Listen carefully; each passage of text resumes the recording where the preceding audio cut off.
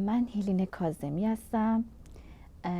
اومدنم از ایران اومدم، ولی اصلیت من کرد فعلی هست، یعنی برنم عراق هست، دنیا آمده عراقم. در 5 سالگی جرم اینکه کرد هستم از عراق رانده شدم به ایران و 33 سال رو توی ایران زندگی کردم و بعد از اون اومدم به اینجا. البته مجبور شدم که با قایق بیام به دلیل اینکه من سیتیزنی هیچ کشوری رو نداشتم. عراق میگفت من ایرانی هستم، ایران هم میگفت تو عراقی هستی و من چون سیتیزنی و پاس هیچ جا رو نداشتم مجبور شدم با قایق به اینجا بیام.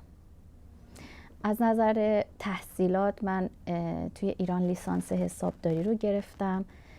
12 سال سابقه معاونت مدرسه و حسابداری رو اونجا داشتم و کارهای هنری رو هم اونجا از خانواده‌ام و فامیلیم آموختم. اوکی، اسم من حیفاست، حیفا کاظمی.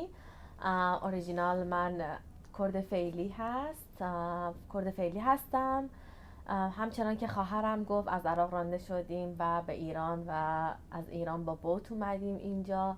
من 6 سال سابقه کاری داشتم، معلم بودم در زمینه کامپیوتر و همراه خواهر تو کارهای هنری بهش کمک میکردم. خیلی سخت ما اومدیم، یعنی شرایط خیلی سختی بود، با سختی زیادی تونستیم بیایم، برای اینکه ما هیچ سیتیزنی رو نداشتیم، آیدی هیچ جا رو نداشتیم، نمیتونستیم با پاس و از راه قانونی و لیگالی بیایم اینجا.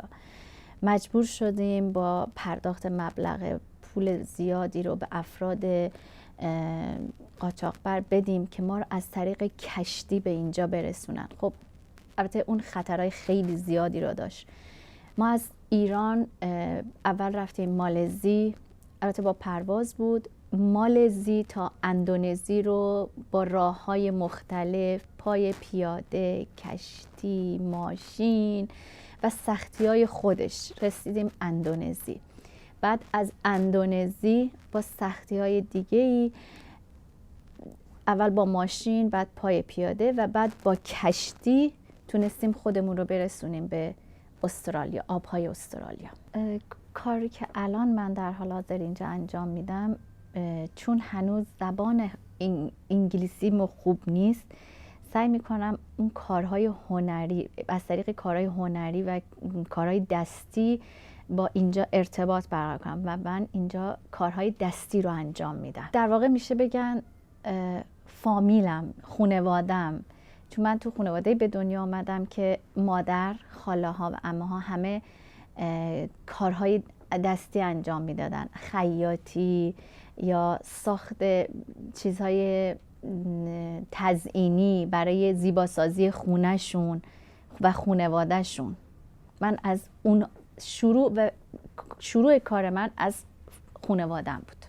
از ابتدا از مادر، خاله هام، عمه، اینها رو یاد گرفتم. بعد علاقه‌مند شدم به کارهای هنری.